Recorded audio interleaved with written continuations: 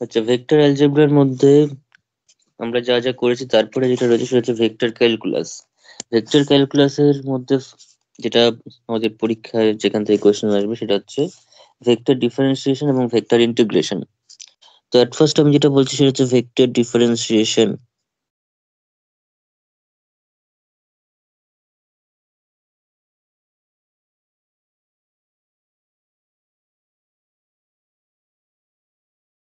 ঠিক আছে, vector differentiation থেকে অবশ্যই পরীক্ষায় কিন্তু কোয়েশ্চেন থাকবেই। তো সেটার উপর দেখ,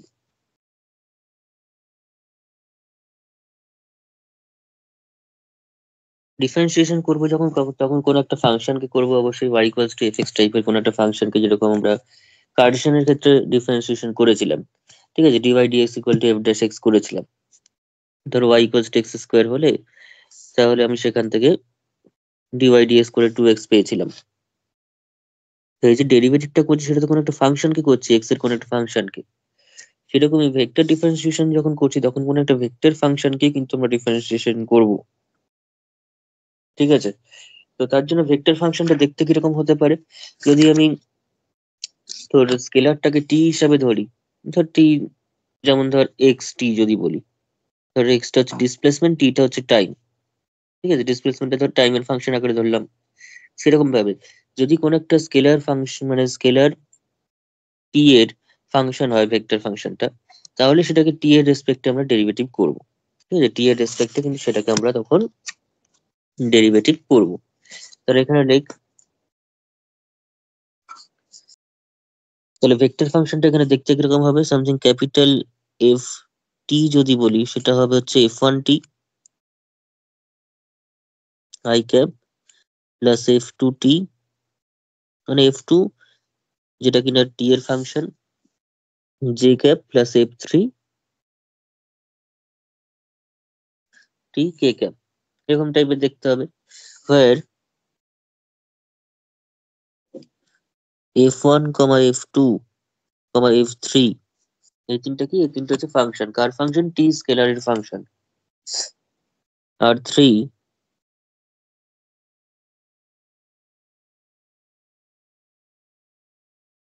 স্কেলার ফাংশনস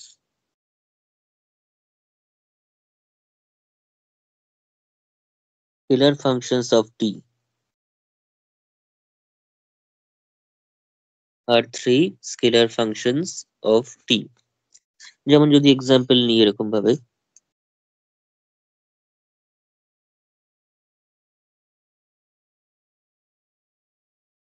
ধর নিলাম capital F T, capital F T লিখতে পারি, এরকম কোনো ব্যাপার নেই, স্মল এফ টিও লিখতে পারি, যা খুশি লিখতে পারি। ধর ক্যাপিটাল এফ টি, ঠিক আছে, সেটা কিরকম ভাবে নিচ্ছি, সামথিং সাইন টি বা cos T I cap plus sine T J cap plus, ধর কেটা যদি না থাকে তো জিরো কে ক্যাপ, থাকলে যা থাকবে সেটা। এইভাবে ফাংশনটাকে ধরতে পারি আমি। ঠিক আছে, কিংবা ধর F T equals to A T square I cap plus two A T J cap, এরকম ভাবে ধরতে পারিস। কে ক্যাপে সবসময় জিরো থাকবে এরকম কোনো কথা নেই, যা থাকবে সেটা। ঠিক আছে, তো এইভাবে আমরা স্কেলার মানে তোর ভেক্টর ফাংশনকে ডিফাইন করছি। ঠিক আছে, আই ক্যাপ জে ক্যাপ কে ক্যাপের মাধ্যমে। ঠিক আছে, কম্পোনেন্ট ওয়াইজ এইভাবে ডিফাইন করা যাচ্ছে। ঠিক আছে, এখন যদি এটা আমরা ডেরিভেটিভ করতে চাই, এই জিনিসটা যদি আমরা এখন ডেরিভেটিভ করি তাহলে কি চলে আসবে ডেরিভেটিভ করলে, তাহলে এটা যদি আমরা এখন ডেরিভেটিভ করি তাহলে ডি এফ ডিটি আসবে। আর যেখানে একটা জিনিস লেখা হয়নি ডি এফ ডিটি, এখানে এফ এর মাথায় কিন্তু ভেক্টর হবে প্রত্যেকটাতে। এই যে এফটা সেটা কিন্তু একটা ভেক্টর ফাংশন, সেটা ভেক্টর ফাংশন, কিন্তু এই যে ইন্ডিভিজুয়াল এফ ওয়ান টি সেটা একটা স্কেলার ফাংশন, এটা একটা স্কেলার ফাংশন, এটা একটা স্কেলার ফাংশন। কিন্তু তার সঙ্গে যখন I cap J cap K cap এসে এই লিনিয়ার কম্বিনেশনটা এসছে, তখন টোটালে যে ওভারঅল ফাংশনটা এসছে সেটা কিন্তু তার মধ্যে I cap J cap K cap included, তখন সেটা একটা ভেক্টর ফাংশন হচ্ছে, ফলে এই ভেক্টর দেওয়াটা অবশ্যই দরকার। ঠিক আছে, এটা ইন্ডিভিজুয়াল স্কেলার, এটা স্কেলার, এটা স্কেলার, কিন্তু তার সঙ্গে যখন I cap J cap K cap তো রেশে তার সঙ্গে প্লাস করে আমরা এফটাকে পেয়েছি, তখন এফটা কিন্তু অবশ্যই ভেক্টর, তাই তো? তাহলে এফ ফাংশনটাকে আমরা পয়েন্টের ফর্মে যদি লিখি, তাহলে এভাবে লিখতে পারি f1t, f2t, f3t, এভাবে একটা ট্রিপলেট আকারে লিখতে পারি। ঠিক আছে, তো ডিএফ ডিটি, টি এর মাথায় ভেক্টর দিবি না, অনলি এফ এর মাথায় ভেক্টর, ডিএফ ডিটি তাহলে কি হয়ে যাবে? তাহলে D F one, F one এর মাথায় ভেক্টর না, D F one DT I cap plus D F two DT J cap,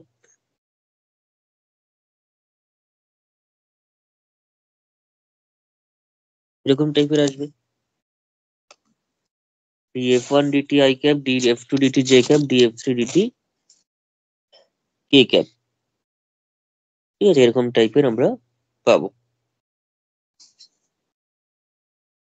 বোঝা গেছে? অবশ্যই কিন্তু এখানে F one F two F three এগুলো সব ডিরাইভেবল ফাংশনস হবে। ঠিক আছে, যাতে তাদের ডেরিভেটিভ করা সম্ভব, ডেরিভেটিভ করা সম্ভব না হলে তো এটার কোনো অর্থ থাকে না। ঠিক আছে, ডেরিভেটিভ করা অবশ্যই সেখানে সম্ভব হবে। হয়েছে?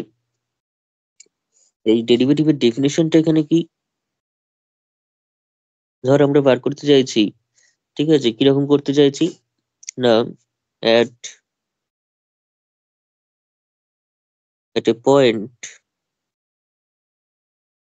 t equals to t0, t equals to ধর t0 তে আমরা বার করতে চাইছি, কি বার করতে চাইছি, বা t equals to ঠিক আছে, t equals to t0 তে ধর আমরা f ড্যাশ ভেক্টর t0 বার করতে চাইছি, f এর ডেরিভেটিভ করতে চাইছি, তার মানে এটাকে নোটেশনে লিখলে কি হবে, df dt at t equals to t0।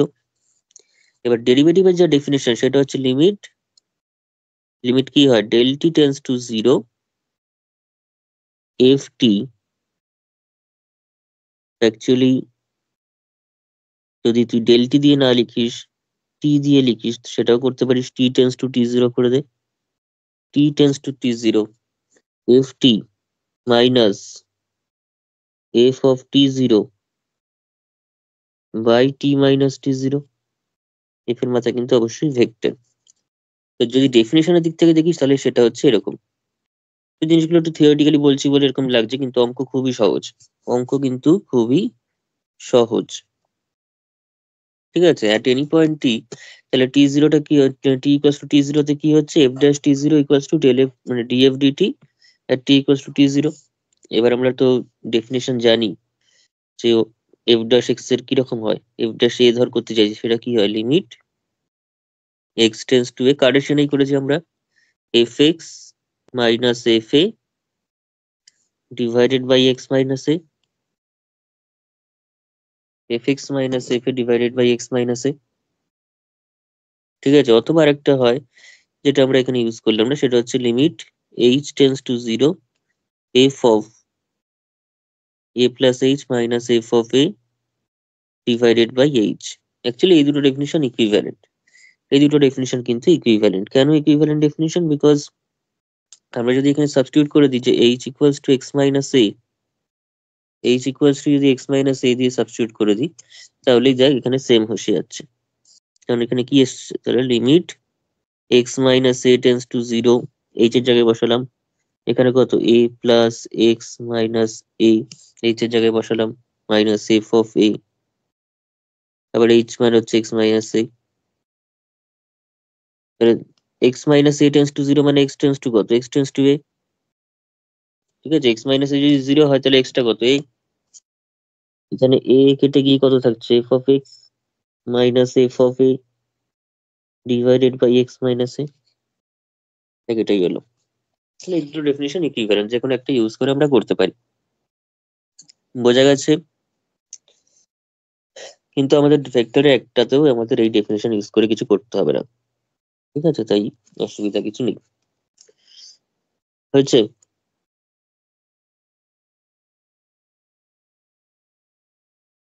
আচ্ছা,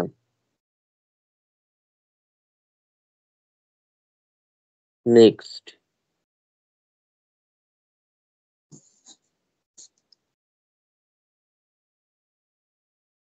আচ্ছা, আমরা সবসময় জানি যে যে কোনো ফাংশন তোর কন্টিনিউয়াস হলে ডিফারেন্সিয়েবল হবে এরকম কোনো গ্যারান্টি নেই, কিন্তু ডিফারেন্সিয়েবল হলে সেটা কন্টিনিউয়াস হতেই হবে। একটা ফাংশনের যদি গ্যাপ থাকে কোথাও, তাহলে সে ফাংশনটা ডিসকন্টিনিউয়াস হলো। আর ডিসকন্টিনিউয়াস যেখানে হবে সেখানে ফাংশনটা ডিফারেন্সিয়েবল হবে না। ডিসকন্টিনিউয়াস হলে ফাংশনটা সেখানে ডিফারেন্সিয়েবল হবে না, কিন্তু ডিফারেন্সিয়েবল যদি কোথাও হয় সেখানে অবভিয়াসলি ফাংশনটা কিন্তু কন্টিনিউয়াস। আবার কন্টিনিউয়াস হলেও যে ডিফারেন্সিয়েবল হবে সেখানে কিন্তু সেরকম কিন্তু কোনো গ্যারান্টি নেই। কন্টিনিউয়াস হলে ডিফারেন্সিয়েবল হবে এরকম কোনো গ্যারান্টি নেই। যেমন ধর মড এক্স, মড এক্স ফাংশনটা জিরোতে কিন্তু কন্টিনিউয়াস, কিন্তু সেখানে কিন্তু ডিফারেন্সিয়েবল নয়। সেখানে যদি ট্যানজেন্ট ড্র করি আমরা ইনফাইনাইটলি ট্যানজেন্ট ড্র করতে পারবো সেই পয়েন্টে, কারণ সেখানে শার্প এজ রয়েছে। ঠিক আছে, সেখানে আমরা ইনফাইনাইটলি মানে পয়েন্টস মানে ট্যানজেন্টস ড্র করতে পারবো। তার মানে ফিক্সড কোনো ট্যানজেন্ট পাচ্ছি না, ফিক্সড কোনো ট্যানজেন্টের গ্রেডিয়েন্ট পাচ্ছি না, ফলে ফিক্সড কোনো ডিফারেন্সিয়েশনের ভ্যালু পাচ্ছি না। যেখানে ফিক্সড পাচ্ছি না সেখানে অ্যাকচুয়ালি ডিফারেন্সিয়েবলটা হোল্ড করছে না, ফাংশনটা ওই পয়েন্টে ডিফারেন্সিয়েবল নয়। তো সেক্ষেত্রে আমি যদি এখানে এক্সাম্পল দিতে হয় একটা, তাহলে এক্সাম্পলটা আমরা এরকম ভাবে দেবো যে যে কন্টিনিউয়াস হলে ডিফারেন্সিয়েবল হবে এরকম কিন্তু কোনো গ্যারান্টি নেই। কন্টিনিউটি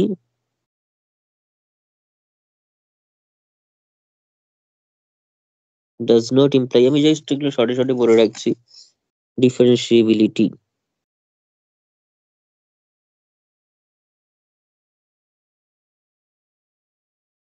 আমরা নর্মালি যেরকম মড এক্স দিয়ে উদাহরণ দিতাম, তাহলে ভেক্টরের ক্ষেত্রে উদাহরণটা এভাবে দেবো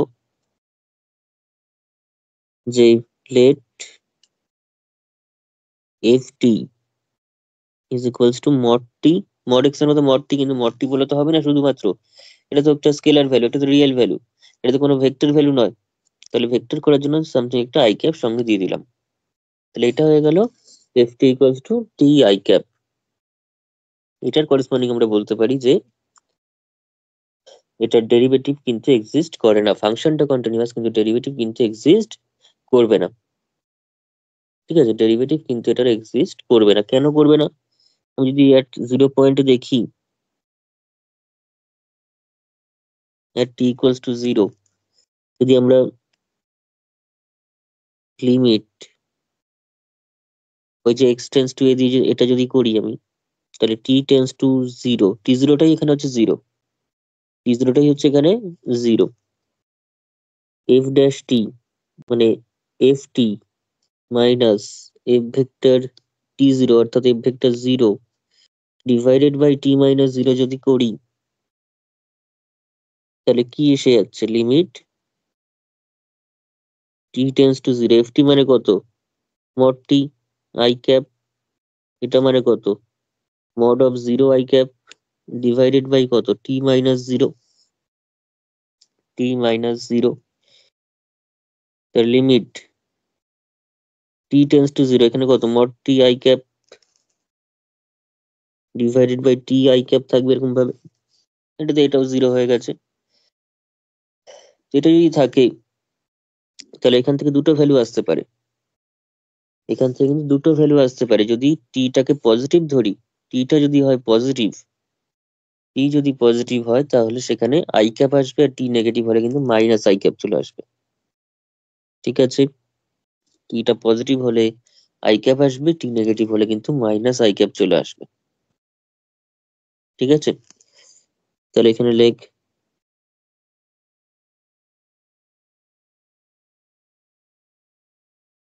কারণ টি, টি যদি পজিটিভ হয় তাহলে মড টিটা টি হবে, টি টি কেটে গিয়ে ওয়ান দেবে।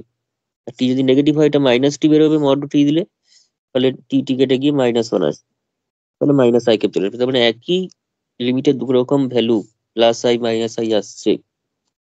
অর্থাৎ এখানে যদি লেফট হ্যান্ড রাইট হ্যান্ডের কনসেপ্টে যাই, তাহলে রাইট হ্যান্ড ডেরিভেটিভ হিসেবে আমি ধর প্লাস আই পাবো, লেফট হ্যান্ড ডেরিভেটিভ হিসেবে কিন্তু আমি মাইনাস আই পাবো। ঠিক আছে, তার মানে সেম ভ্যালু দিচ্ছে না, সেম ভ্যালু কিন্তু দিচ্ছে না। ফলে কি হয়ে যাচ্ছে এখানে? তোর ডেরিভেটিভটা এক্সিস্ট করছে না। তাহলে দেয়ার four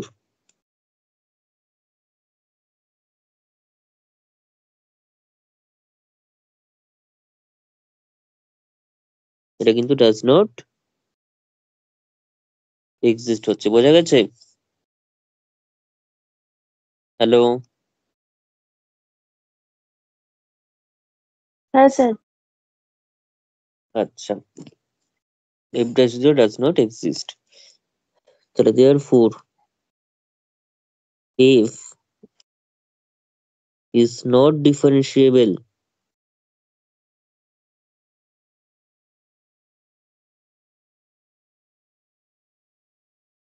at t equals to 0, but f is continuous. এটা মডুলাস ফাংশন, সেটা অবশ্যই কন্টিনিউয়াস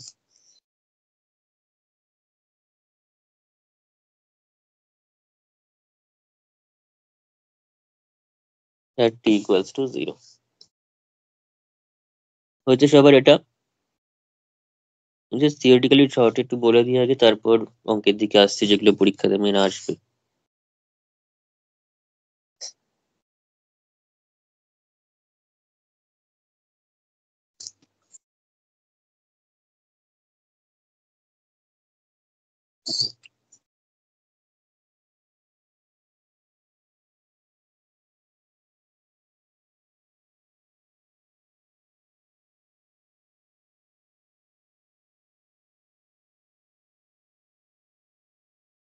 আচ্ছা, এখানে হেডিংটা দিয়ে দেয় অ্যালজেব্রা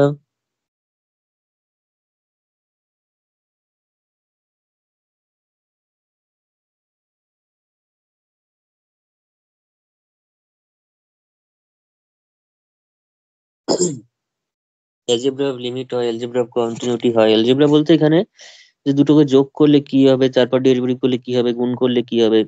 গুণ বলতে এখানে স্কেলার প্রোডাক্ট এবং ভেক্টর প্রোডাক্ট, অর্থাৎ ডট প্রোডাক্ট ক্রস প্রোডাক্টের ব্যাপারে রয়েছে। ঠিক আছে, তাহলে এখানে লিখে রাখ কয়েকটা। Late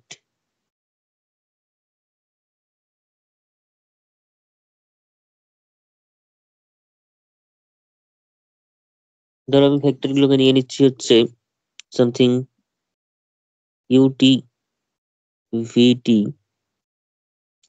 and wt, ut vt and wt, v3 differentiable vector valued function, v3 differentiable vector valued functions of a scalar variable of a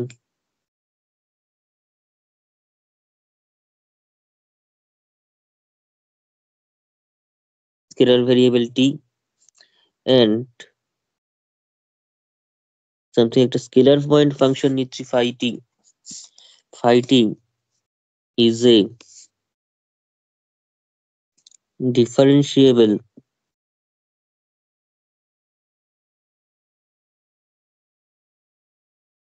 scalar function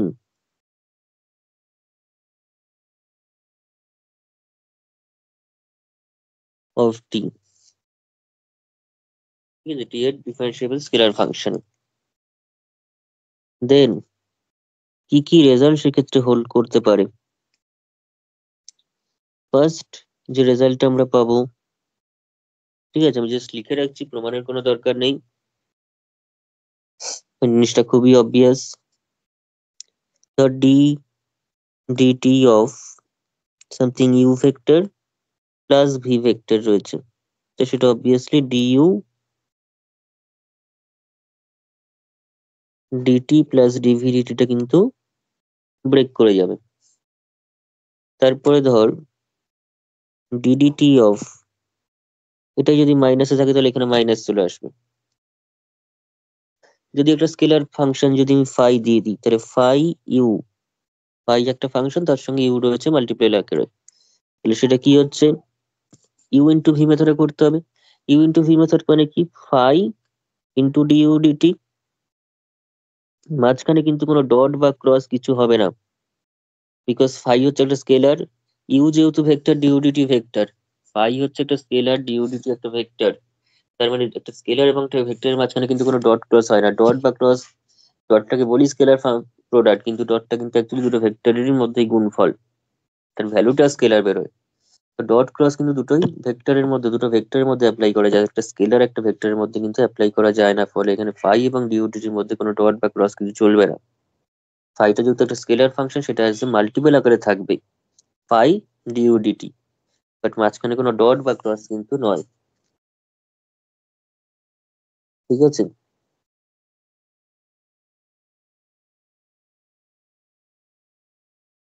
কারণ দুটো ভিন্ন ফিল্ডের মধ্যে ডট ক্রস ওরকম ভাবে চলে না। যেমন ধর, আমরা বলেছিলাম হচ্ছে এ ইনভার্স মানে হচ্ছে অ্যাডজয়েন্ট অফ, আমরা লিখতে যেটা অভ্যস্ত সেটা একটা ম্যাট্রিক্সের ইনভার্সকে আমরা লিখি adjoint of A divided by determinant of এ।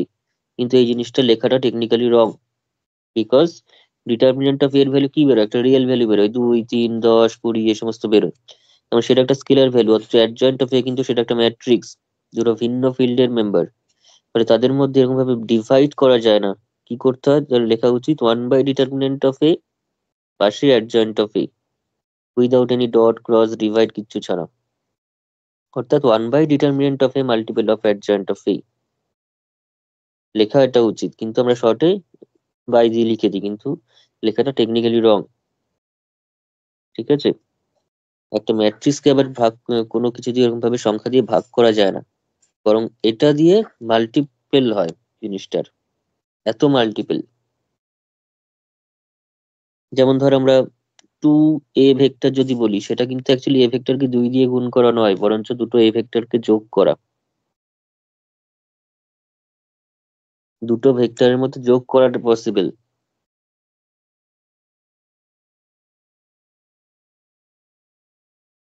তো যাই হোক, ফাই ইন্টু ডিউডিটি হলো প্লাস, এবার ইউ কে সেম রেখে ডি ফাই ডিটি হবে। এবার ইউ কে তুই এদিকেও রাখতে পারিস এদিকেও রাখতে পারিস, সেটা বড় কথা না, তুই চাইলে এদিকেই রাখ। কারণ ইউটা যেহেতু একটা ভেক্টর, এটা একটা স্কেলার, তাহলে স্কেলারকে সবসময় বাদিকে রাখাটাই ভালো। তারপরে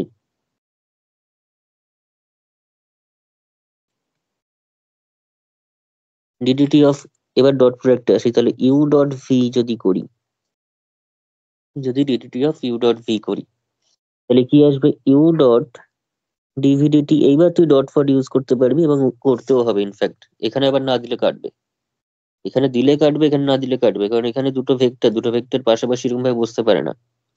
আমরা 2x, 2x লিখলে বুঝে যাবো 2 × x আছে, কিন্তু কিন্তু যদি দুটো ভেক্টর নিই, এবি ভেক্টর, মাঝখানে কিছু নেই, সেটার আমরা কিছু অর্থ বুঝি না।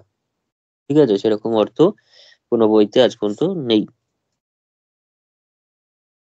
তার মাঝখানে অবশ্যই ডট বা ক্রস বা প্লাস বা মাইনাস যা হোক কিছু থাকতে হবে।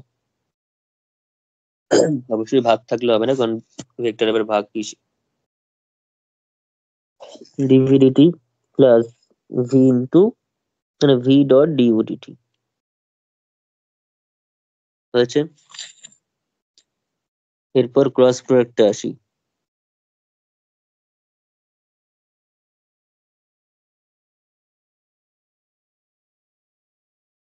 যদি ক্রস ভি থাকে, তাহলে সেক্ষেত্রে কি হবে,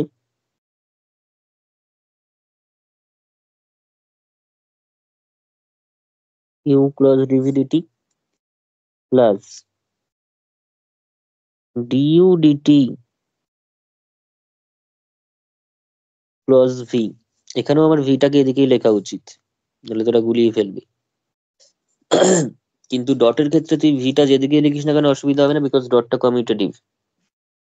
এ ডট বি করলেও যা হয়, বি ডট এ করলেও তাই হয়, কিন্তু ক্রসটা কমিউটেটিভ নয়। এ ডট বি করলে বি ডট এ হয় না, বি ডট এ করলে মাইনাস এ ক্রস বি হয়। B cross A is equals to minus A cross B হবে। ফলে এখানে কিন্তু উল্টালে ভুল হয়ে যাবে, উল্টানো যাবে, মাইনাস দিয়ে উল্টাতে হবে। ঠিক আছে? আমরা তার থেকে ভালো এখানে যে প্যাটার্নে রয়েছে সেই প্যাটার্নে পরপর লিখবো। কতটা বোঝা গেছে? এখানে এদিক ওদিক করলে ভুল ধরা পড়বে না, কোনো ভুল নেই অ্যাকচুয়ালি, কিন্তু এখানে এদিক ওদিক করলেই ভুল হয়ে যাবে, মাইনাসের গন্ডগোল চলে আসবে। কারণ এটা কমিউটেটিভ নয় ক্রস প্রোডাক্টটা, মাঝখানে কিন্তু ক্রস আছে, তো সেই রেসপেক্টে এখানে যখন তখন যেখানে সেখানে লেখা যাবে না। বোঝা গেছে?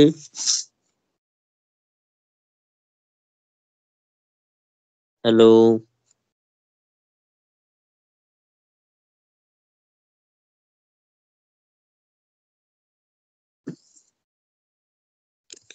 এবার আমরা করবো হচ্ছে, আছিস তো? হ্যাঁ স্যার। হ্যাঁ। আচ্ছা, এবার আমরা চলে আসবো হচ্ছে ইউ ভি ডাব্লু, যেটাকে বলে আমরা বক্স প্রোডাক্ট। বক্স প্রোডাক্ট বা scalar triple product, scalar triple product বা ট্রিপল ডট প্রোডাক্ট, তিনটে ভেক্টরের ডট প্রোডাক্ট। ঠিক আছে, স্কেলার ট্রিপল প্রোডাক্ট। ঠিক আছে, এটাকে বলা হচ্ছে স্কেলার ট্রিপল প্রোডাক্ট। তো এটার ক্ষেত্রে আমাদের ফর্মুলাটা কিরকম দাঁড়াবে? এটার ক্ষেত্রে কিরকম ফর্মুলাটা আসবে? আমরা সাধারণত কি জানি? আমরা জানি হচ্ছে U V W, U V W যদি থাকে, তার বক্স প্রোডাক্ট করলে কি হয়? তার বক্স প্রোডাক্ট করলে চলে আসে হচ্ছে U dot V cross W, এবং তার অনেক প্যাটার্ন রয়েছে। আমরা ক্লকওয়াইজ ঘুরতে থাকলে, এরকম ভাবে যদি ঘুরতে থাকি, এখানে ইউ, এখানে ভি, এখানে ডাব্লু, ইউ ভি ডাব্লু যা, ভি ডাব্লু ইউ ও তাই ভ্যালু দেবে, ডাব্লু ইউ ভি এইভাবে ঘুরলেও তাই ভ্যালু দেবে। ঠিক আছে, এরপর যখন আবার উল্টো দিকে যাব, উল্টো দিকে গেলে আবার মাইনাসে ভ্যালু দেবে। যেমন যদি এখন বলি আমি ভি ইউ ডাব্লু, এটা স্কেলার ট্রিপল প্রোডাক্ট ওখানকার ব্যাপার, এখানে ডিটেলস ওই সমস্ত আলোচনা করে টাইম নষ্ট হবে। যখন যে চ্যাপ্টার জিনিস সেখানে করার ভালো। তো ভি ইউ ডাব্লু যদি করি, তার মানে সেটা মাইনাস কিন্তু ইউভি ডাব্লু হবে, কারণ ভি ইউ ডাব্লু মানে এই প্যাটার্নে ঘুরছে। ঠিক আছে, অ্যান্টি ক্লকওয়াইজ ঘুরছে। অ্যান্টি ক্লকওয়াইজে গেলে আমাদের নেগেটিভ আসবে ইউভি ডাব্লুর সাথে, ভ্যালুটাতে। আর যদি আমি সেটা ভি ডাব্লু ইউ করি, তার মানে ক্লকওয়াইজ গেলাম, ক্লকওয়াইজ গেলে কিন্তু আবার সেটা ইউভি ডাব্লু যা, ভি ডাব্লু ইউ ও সেটাই। ঠিক আছে, এরকম ভাবে ভাবে করে। তো সেসব নিয়ে আমি এখন বলছি না, আমি জাস্ট ডেরিভেটিভটা বলছি। ডেরিভেটিভটা দেখ।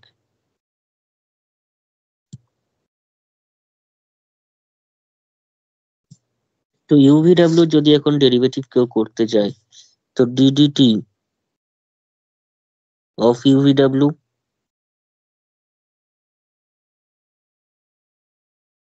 তার মানে DDT of U dot V cross W.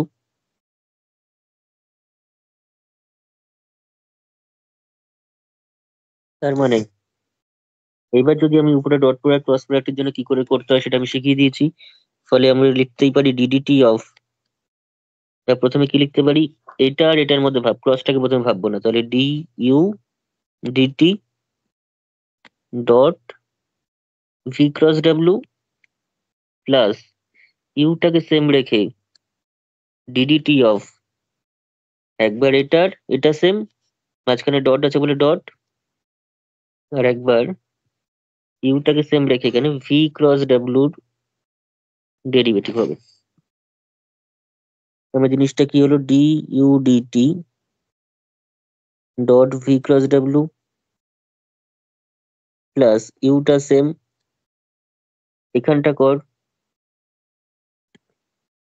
এখানটা করলে আমরা পেয়ে যাবো হচ্ছে DV DT cross W plus ভিটাকে সেম রেখে cross VA D W DT. তার মানে কি দাঁড়াচ্ছে, DU DT dot V cross W plus U dot, এবার এখানে চলে ইউ ডট করলে কি আছে, ডিভি ডিটি ক্রস ডাব্লু, ইউটাকে ডিস্ট্রিবিউট করে দিচ্ছি, ইউ ডট এটার মধ্যে এবার V cross D W DT DV DT এগুলোকে একটা ভেক্টর হিসেবে ট্রিট কর। এবার নিজেরাই ভাব, A dot B cross C, তার মানে এবিসি বক্স প্রোডাক্টে চলে এলো। তার মানে কি হলো, ডিউ ডিটি VW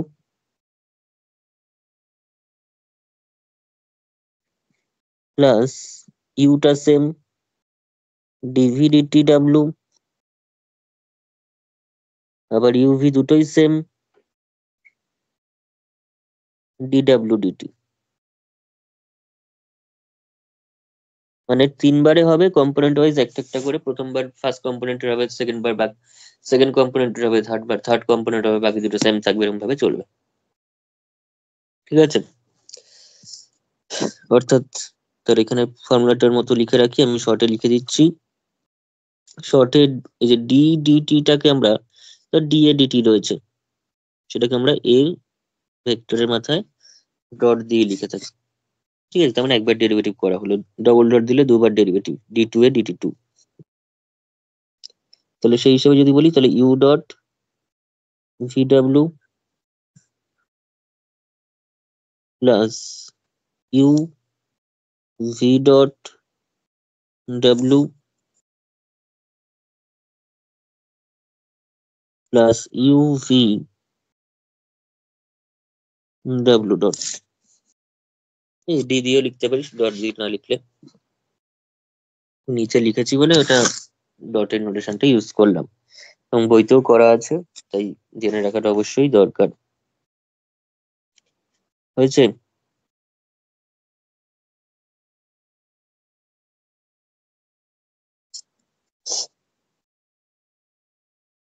এবার এই অ্যালজেব্রার মধ্যে লাস্ট যেটা বলবো সেটা হচ্ছে ভেক্টর ট্রিপল প্রোডাক্ট। অর্থাৎ আগেরটা ছিল হচ্ছে A dot B cross C, এবার হচ্ছে A cross B cross C যদি হয় তাহলে কি হবে, অর্থাৎ U plus V cross W হলে কি হবে সেটা করতে হবে। তাহলে এখানে লিখ, কত নম্বর হবে?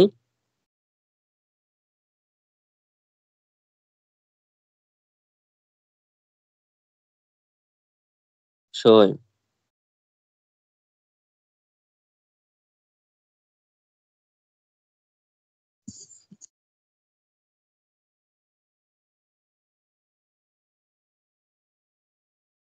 ডিডিটি অফ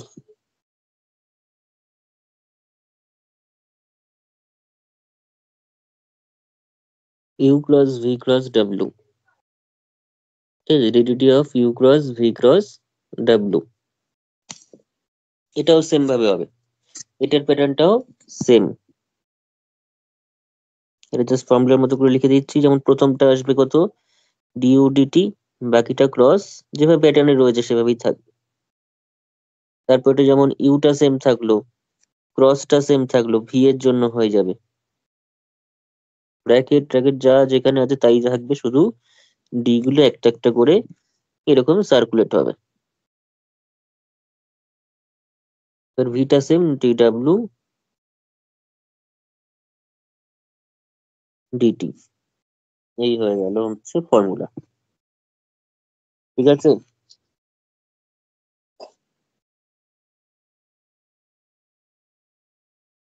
হয়েছে?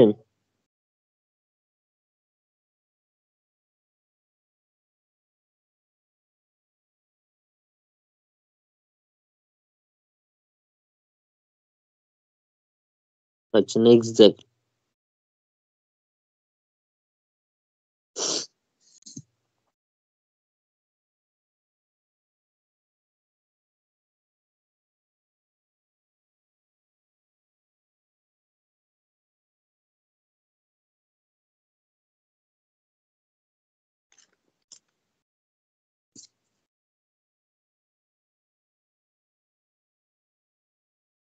দেখতে পাচ্ছ এতটা?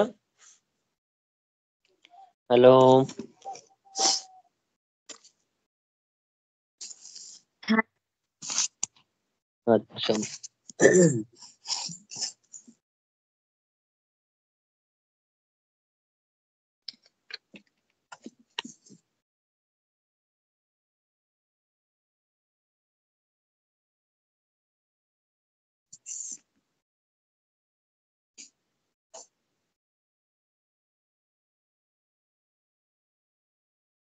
আচ্ছা, নেক্সট আমি যেটা বলছি সেটা হচ্ছে কনস্ট্যান্ট ভেক্টর। কনস্ট্যান্ট ভেক্টর, ঠিক আছে। কনস্ট্যান্ট ভেক্টর থেকে একটা থিওরি দেখলাম এসছে, ঠিক আছে। সেই থিওরিটা আমি বলে রাখছি এখানে। এখানে লিখে রাখছে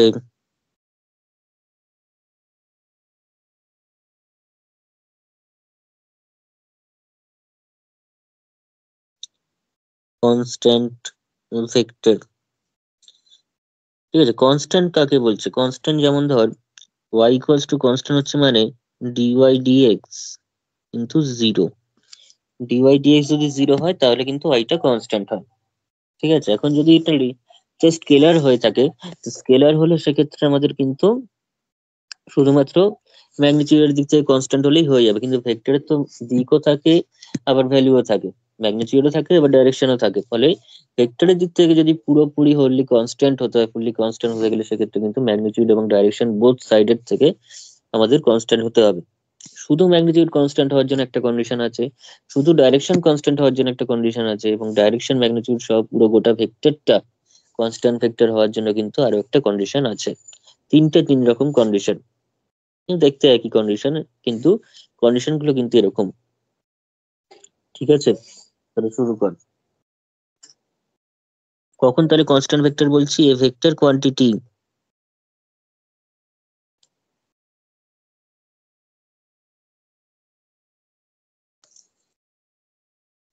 is said to be,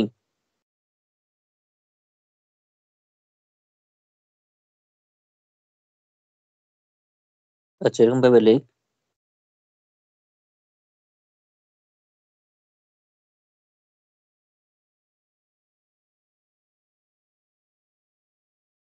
আচ্ছা ভেক্টর কোয়ান্টিটি দিয়ে এভাবে লেখার দরকার নেই, ডাইরেক্ট আমি থিওরেম দিয়ে বলি, ঠিক আছে। ডাইরেক্ট আমি থিওরেম দিয়ে বলে দিচ্ছি একদম। কারণ এখানে তোর কনস্ট্যান্ট ভেক্টরের কথায় যদি আসি, কনস্ট্যান্ট ভেক্টর সেটা ভেঙে ভেঙে এবার বলার থেকে একবারে ডাইরেক্ট থিওরেম দিয়ে আমি বলে দিচ্ছি।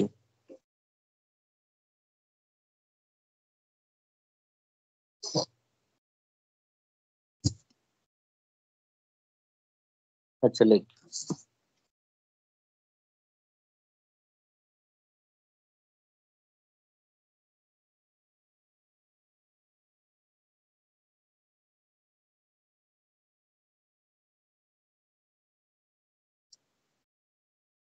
The necessary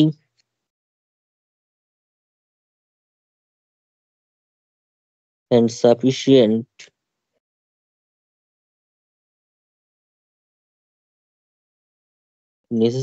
sufficient condition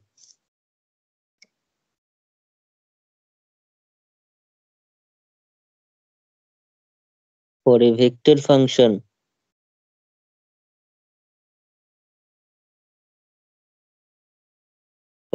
function ft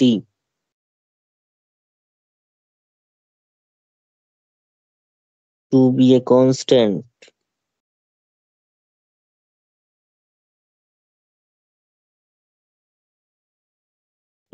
a constant is df dt।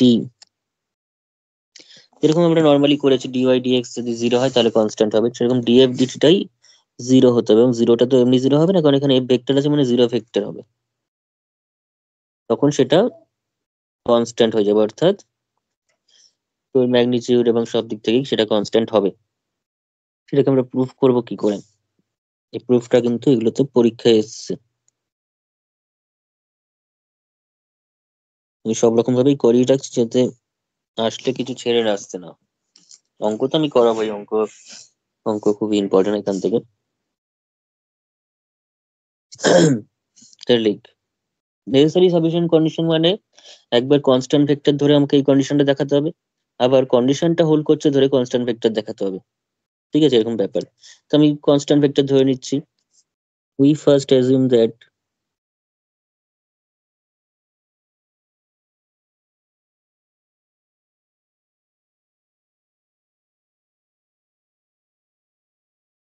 ft be a constant vector,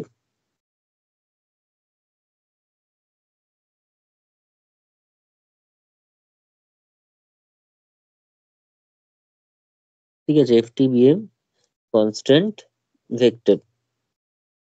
তাহলে কনস্ট্যান্ট ভেক্টর যদি হয় তার মানে তার টি এর যে ভ্যালু সেটা চেঞ্জ করলে কনস্ট্যান্টের মানে ভেক্টরটার কোনো আলটিমেটলি চেঞ্জ হবে না। ঠিক আছে, তাহলে this implies for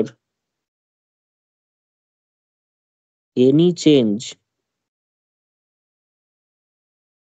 h in the scalar variable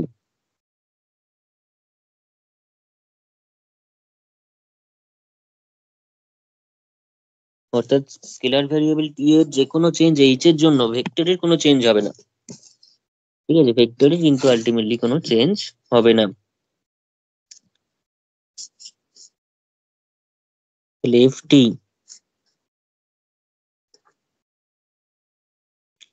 এরকম ভাবে লেখ, সুন্দর লাগবে। রিমেন্স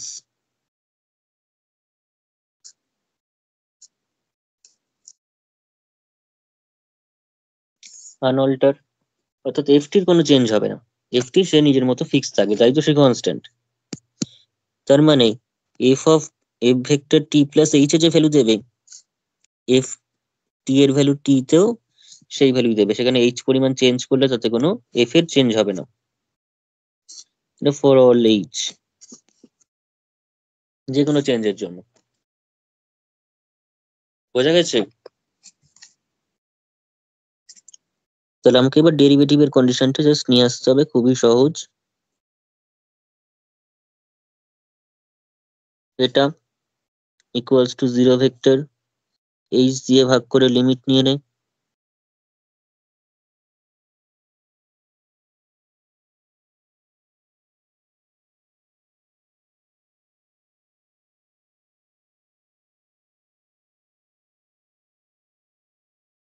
ঠিক আছে, এখানেও এইচ দিয়ে ভাগ করলে জিরোই থাকবে, তারপর লিমিট নিলেও জিরোই থাকবে। তার মানে এখান থেকে আমরা যেটা পেয়ে গেলাম, এটা মানেই তো ডিএফডিটি, এটা মানেই তো ডিএফডিটি, তখনই বলেছি।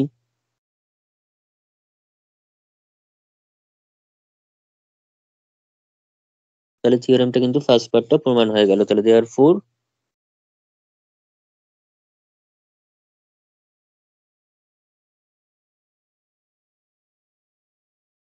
the condition is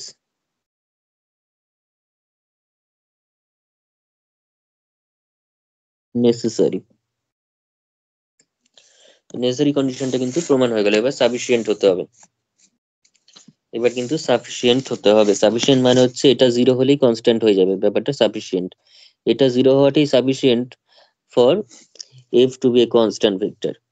ঠিক আছে, এফটা কনস্ট্যান্ট ভেক্টর হওয়ার জন্য এই কন্ডিশনটা হলেই সাফিসিয়েন্ট। তাই সেটা সাফিসিয়েন্ট ভেক্টর। আবার কনস্ট্যান্ট ধরে এটা এনেছি মানে এটা নেসেসারি কন্ডিশন, অবশ্যই কনস্ট্যান্ট হতে গেলে এটা হতেই হবে, তাই নেসেসারি কন্ডিশন। এভাবে অনেকে গুলিয়ে ফেলে জিনিসটাকে, কোনটা নেসেসারি কোনটা সাফিসিয়েন্ট বোঝা যায় না। ঠিক আছে, প্রথম কনস্ট্যান্ট মানে কনস্ট্যান্ট হওয়ার জন্য এই কন্ডিশনটা আসছে, মানে কনস্ট্যান্ট হতে গেলে এটা হতেই হবে, আদারওয়াইজ হবে না। তাই এটা নেসেসারি, কনস্ট্যান্ট হওয়ার জন্য এটা নেসেসারি একদম। অন্য যাই হোক না কেন এটাকে জিরো হতেই হবে, তাই নেসেসারি কন্ডিশন। আর এটা জিরো হলেই কনস্ট্যান্ট হয়ে যাচ্ছে, মানে এটা জিরো হওয়াটাই সাফিসিয়েন্ট। আর কি কে কি জিরো হচ্ছে না হচ্ছে কিছু দরকারই নেই আমার। এটা জিরো হচ্ছে মানে কনস্ট্যান্ট হয়ে যাচ্ছে, মানে এটাই সাফিসিয়েন্ট কনস্ট্যান্ট হওয়ার জন্য। ঠিক আছে, তাহলে লেখ, we now assume that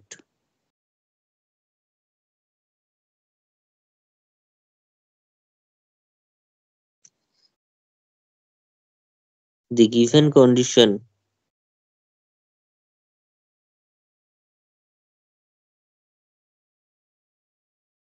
hold, অর্থাৎ কোনটা হোল্ড করছে না, ডিএফডিটি ইকুয়ালস টু জিরো হচ্ছে।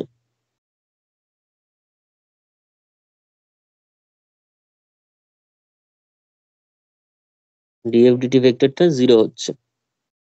এবার আমি দেখাবো যে এফটা কনস্ট্যান্ট। ডিএফডিটি জিরো হলে আমাকে দেখাতে হবে এফটা কনস্ট্যান্ট। কি করে দেখাবো? তাহলে দিস ইমপ্লাইজ ডিডিটি অফ এফটাকে আমরা লিখতেই পারি F one T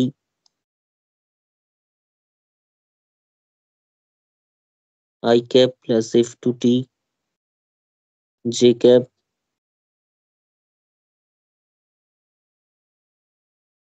plus F three T K cap equals to null vector. অবশ্যই লিখে দেয়, এটা যেহেতু কোয়েশ্চেনে মেনশন করা নেই। কাকে কি ধরলাম সেটা লিখে দে।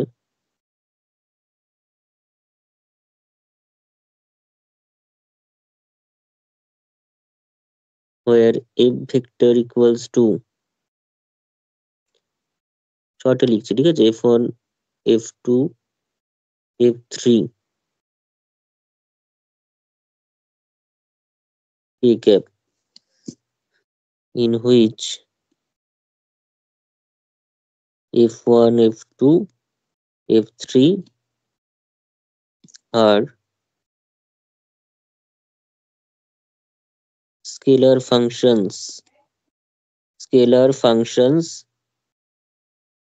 of t, in which f1 f2 f3 are scalar functions of t। ঠিক আছে, এটুকুনি বলে দিলাম। আরো কথাটা ভালো বললে হয়, সে ডিরাইভেবল, যতটা নিখুঁত লেখা যায়, ডিরাইভেবল স্কেলার ফাংশন অফ টি, আরো ভালো হবে জিনিসটা, কারণ ডেরিভেটিভের ব্যাপার রয়েছে তো ওটাকে ডিফারেন্সিয়েবল হওয়াটা দরকার। তো যাই হোক, এবার আমরা এখান থেকে তাহলে কি পাচ্ছি, df1 dt, f1 এর মাথায় ভেক্টর দেওয়ার দরকার নেই, df1 dt I cap df2 dt j cap plus df3 dt k cap equals to 0, ভেক্টরটাকে আমরা ওদিকে যে ডান দিকে 0 ভেক্টর রয়েছে সেটা 0 I cap plus 0 j cap plus 0 k cap আকারে লিখতে পারি। এবং I cap J cap K cap যেহেতু ইন্ডিপেন্ডেন্ট, লিনিয়ারলি ইন্ডিপেন্ডেন্ট, অর্থাৎ আই এর কোএফিসিয়েন্ট কি আছে তার জন্য জে এর কোএফিসিয়েন্টে কোনো এফেক্ট পড়বে না এখানে।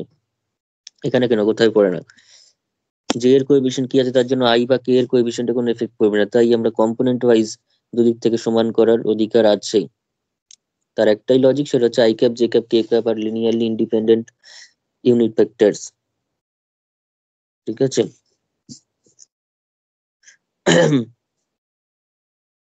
এখানে ভেক্টর স্পেসের কনসেপ্ট আছে, সেসব নিয়ে আমি এখন আলোচনা করছি না। তো এখানে লিখ, সিন্স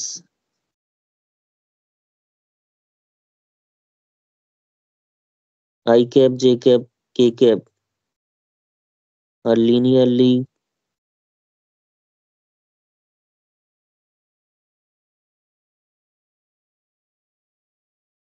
এই কথাটা অনেকেই লেখে না, ডাইরেক্ট বাচ্চাদের মতো এটা সমান এটা, এটা সমান এটা এরকম ভাবে করে করে দেয়, কিন্তু কেন সমান সেটাও কিন্তু বললে ভালো।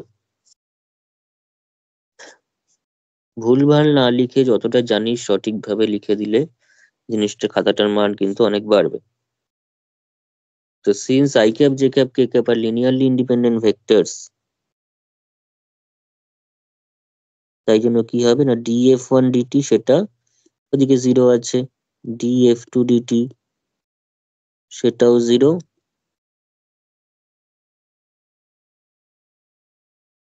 আবার এটাও 0, তাই তো।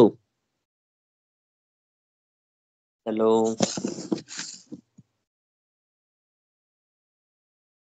এরকম হবে তো।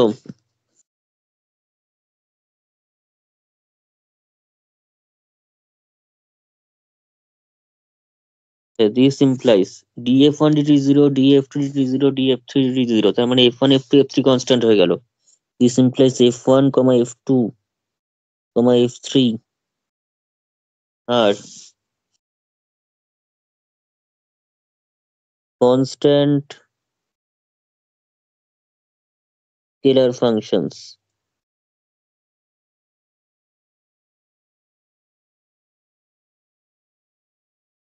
of t। তাহলে f1 f2 f3 ডেরিভেটিভ 0 মানে তারা কনস্ট্যান্ট হয়ে গেল, তার মানে এফটা তো আবার তাদেরই কম্বিনেশন, এফটা তো আর অন্য কেউ না, এফটা তো এদেরই কম্বিনেশন।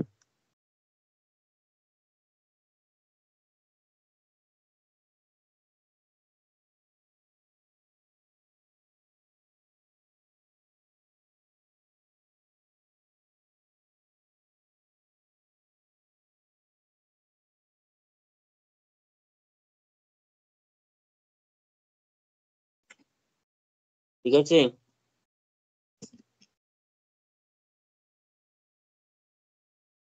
হ্যালো।